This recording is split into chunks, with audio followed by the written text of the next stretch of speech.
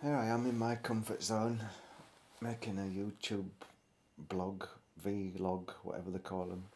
Never really thought of myself really as a vlogger. There's a lot of different types of vloggers. There's people who've got axes to grinds, people who are angry, people who want to impart information, people who just want to have a little chin wag about nothing really. And so this is a chin wag about nothing.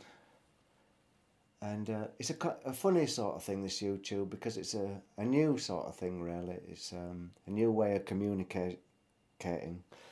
And it's all about swapping ideas. And these YouTube colleagues that you've got, let's say, you can turn into friends, but let's just call them colleagues. And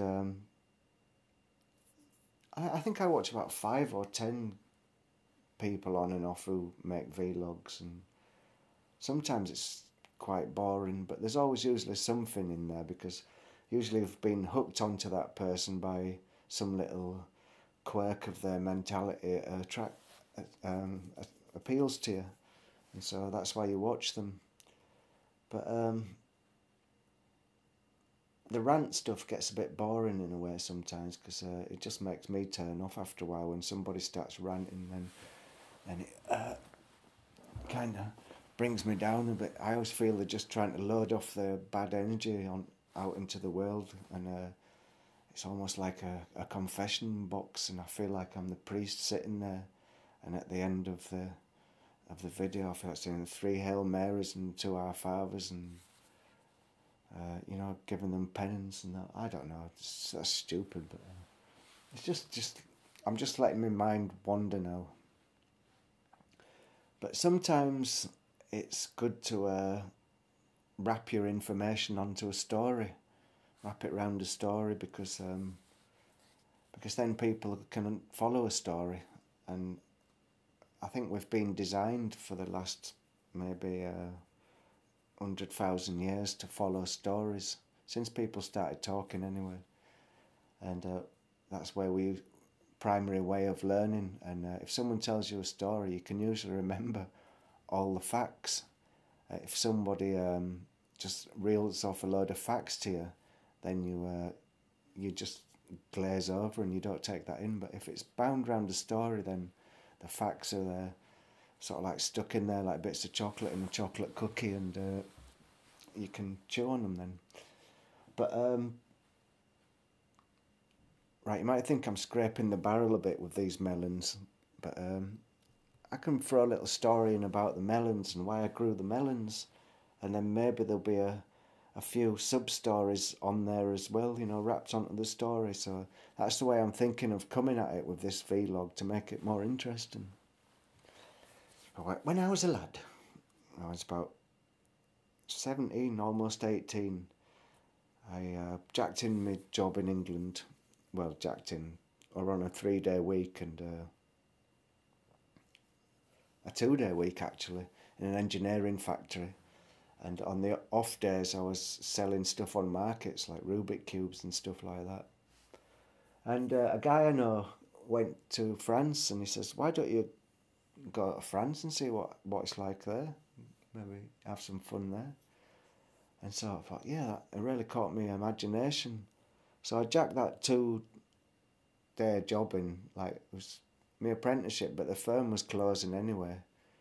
And so I thought I'd better cut my losses here. And I was in a band then as well, and I sold all the band equipment. I sold my microphone and everything, and my PA system, my guitar.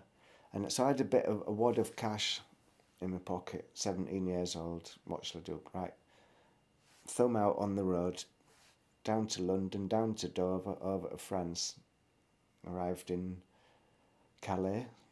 I could tell you the story more deeply, but you've got to draw the line somewhere, or otherwise you just go off at tangents and you never get there. But I ended up landing in the south of France, and I was looking for work. It was September, and I was looking for work on the Vendage, picking grapes. And I had my bit of smattering of school French still, and I was looking everywhere for work, and I couldn't find any work at all. And I was really hungry at one point because I had to walk from one place to the other. I couldn't get one stop at all. I remember walking 17 kilometres, and I wonder where all my money had gone. I had that from England. I was skint.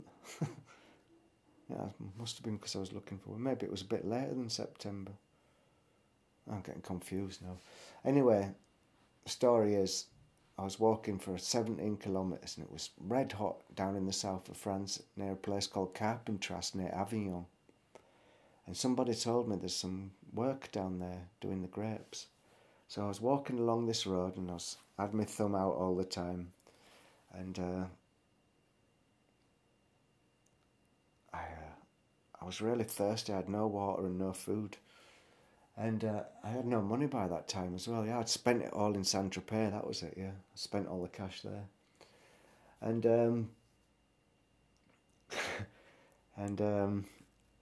I looked in this field, and the whole field was covered with these Carpentras melons, Cavalier melons. And I didn't know what they were at first. I'd never seen a melon growing before, straight from cold Leeds down to the south of France. So I didn't know what a melon looked like growing. And I looked at them and I went, oh, there's loads of them round things growing there. I wasn't even sure if it was a melon or a cucumber or whatever. So I went in the field and got my opinel out and cut myself a slice, not too dissimilar to that. And if you've tasted these things, they're absolutely gorgeous. And I was really thirsty and it was hot and I was starving. I just sat in this field and I ate about 4 of those melons, one after the other. Put a couple in my rucksack. And I felt really good then. I thought, wow, things like that just growing wild that you can pick up. And then I carried on down the road. And about a kilometre later, I looked at the side of the road and there was a wallet in grass verge, little country road, middle of nowhere. And I looked in the wallet and there was 400 francs in there and credit cards and all that lot. But I wasn't interested in the credit cards, yes. So I just put the money in my pocket and just left the wallet where it was and carried on walking. I wasn't going to go to the police and hand it in. I needed that cash, actually. I wasn't stealing it. I don't know. Anyway, yeah, I was stealing it. Finders keepers, losers weepers, finders stealers, unbelievers. I don't know how it goes. But so I got my melons, and then a few minutes later I got this money, and then a town came into view, and I went straight to a restaurant and I ordered a big meal. And that evening in the restaurant I got work for 2 weeks as well. And so that's how your luck can change like that. And that's one of the reasons why I grew these melons in the greenhouse this year, because I could go to the supermarket and buy a melon any time I want, but I wanted to grow this particular type for sentimental reasons, really. And there's lots of hidden tensions and why we do things in this world, and I thought I'd try and explain why I actually planted those melons. And sometimes it's good to do things with meaning, not just cavaliering about doing whatever hits you next. Sometimes it's nice to think about something and say, I'm going to do this and do that and make this a reality. And then you get a bit of satisfaction. And it's like growing the melons as well. As I said, you could go to the supermarket and buy them for a couple of euros. But planting them, growing them, watching them develop over the year, and then when you actually get it in your hand and slice it open and have your first slice, then it's a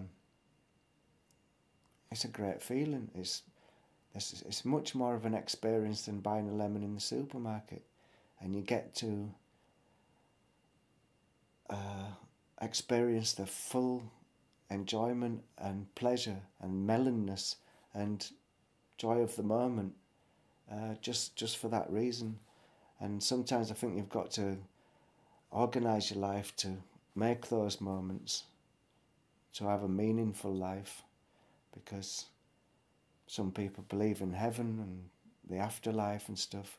But if it's not true, all that, then this is the only one we've got. This is not a practice run, and you've got to make the most of what we got right now. And that's all I want to say. So that's vlog test 1, philosophy. If you get a melon, squeeze it and make lemonade type video. Have a great day.